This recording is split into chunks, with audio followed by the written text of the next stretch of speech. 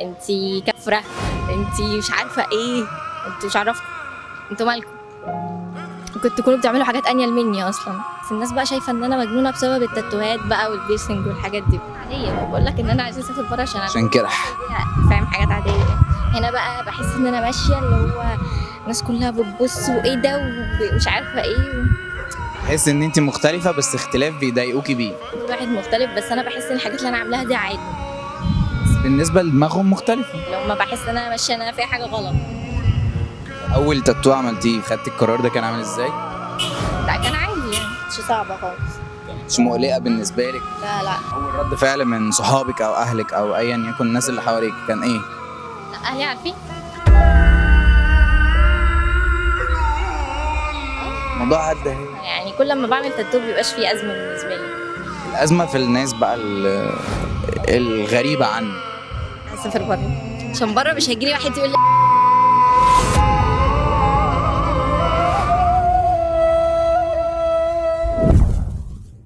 أين يذهب الإنسان حينما يشعر أن جميع الأماكن لا تناسبه؟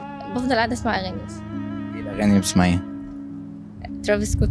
انا عارفه ان انا هتبهدل عشان ليه هتتبهدلي؟ عشان الحوار الحفله بقى والكلام انت عارف بقى.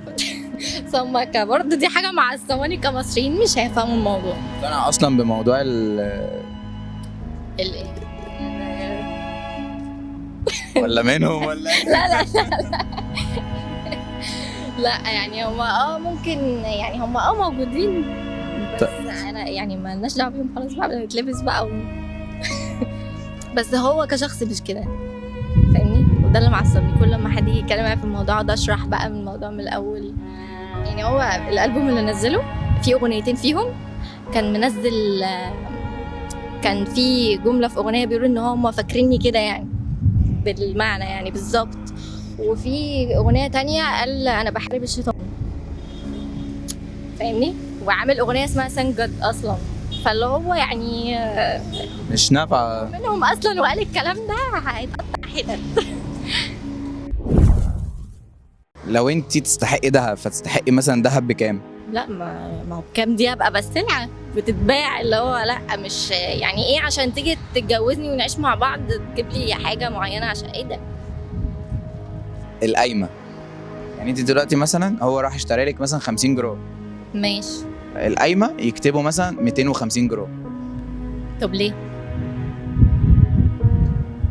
والله معايا. ايه النصب ده؟ السؤال. يعني نصب بجد يعني. فوائد دي طيب ولا ايه؟ انا مش طب فوائد على ايه؟ على الجوازه يعني؟ يعني انت دلوقتي بالنسبة لك القايمة ملهاش لازمة. انا ما بقتنعش بفكره ان هو اللي يعمل كل حاجه وفي الاخر بقى يجي ياخدني كده. بالنسبه لي نساعد بعض، جبنا البيت جبنا الحاجات مع بعض خلاص اتجوزنا، ايه لازمه الدهب بقى في الموضوع؟ ايه اللي دخله في الموضوع؟ اكيد انت عارفة ان التفكير ده مش موجود اصلا يعني. هسافر بره.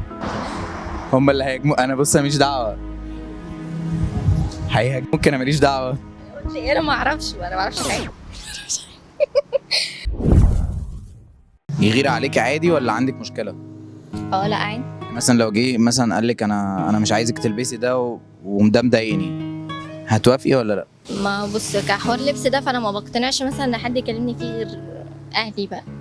وهيبقى من اهلك. دلوقتي انت مرتبطه بشخص وجه قال لك مثلا ايه، انا مثلا مش عايزك تلبسي التيشيرت ده، انا عايزك تلبسي تيشيرت تاني. طب اوديه فين؟ بجد. بيبقى ده ردي اللي هو طب اوديه. انت تديه لاختك مثلا. مش بتلبس من ليه؟ المره الجايه هاتي لبس مش اوفر بالنسبه لي. مش عارف. مفيش، هي مش هتوافق. اللبس ده اللي هو انت بتغير عليا من ايه؟ ده من اللبس؟ غير عليا من الاشخاص مش من اللبس فاهمني. جوزك جه قال لك انا عايز اتجوز عليكي واحده، ايه مالك اتضايقتي ليه اصلا؟ الرياكشن ده يعني انا متجوز على واحد، طب انا واحد يعني اتجوز عليكي واحده تانية وانا واحده، حب واحده تانية وانا واحده يبقى ما بيحبنيش.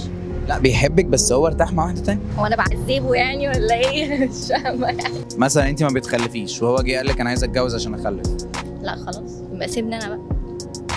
قفشتيه بيخونك مثلا. ايه ايه بقى؟ قفشتيه بيخون او قفشتيه متجوز بره ايه بقى؟ هسيبه؟ بسهوله كده؟ هعمل ايه؟ هروح اجيبه من شعره؟ هسيبه؟ مش عايز واحده تانية اروح لها؟ ببساطه. بس ما انا سايباه، ما انا عارفه كده كده ربنا هيجيب لي حقي يعني، كده كده. فاهمني؟ سلام على الجمال بجد. طب ما اروح في داهيه يعني، ممكن مثلا عملت في حاجه اروح في داهيه، ليه اروح في داهيه في واحد اصلا مش عايزني، عايز واحد تانية ما يستاهلش. عندك حق بجد عندك طلع عينه فعلا، هتيجي في يوم تقول له انا عايز اروح اتجوز واحد تاني، فاهمني؟ ف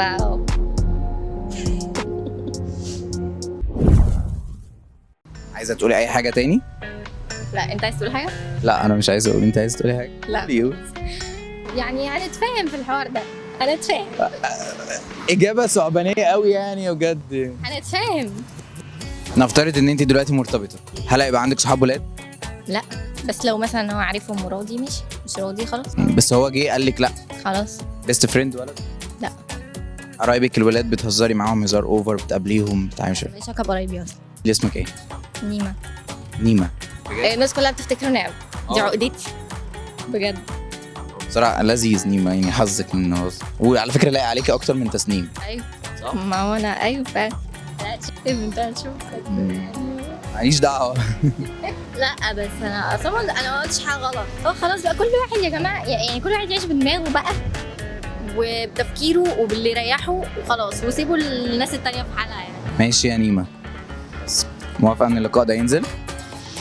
بنحط كوميكس وتريقه لا عادي، انا اصلا يعني كوميك كفايه. انا لوحدي كده. مش مسؤولين خالص عن الكومنتس السلبيه اللي تمام، ما بيفرقوش معايا. فرقش معاك بس. لو نزل ما ينفعش يتمسح خالص. تمام.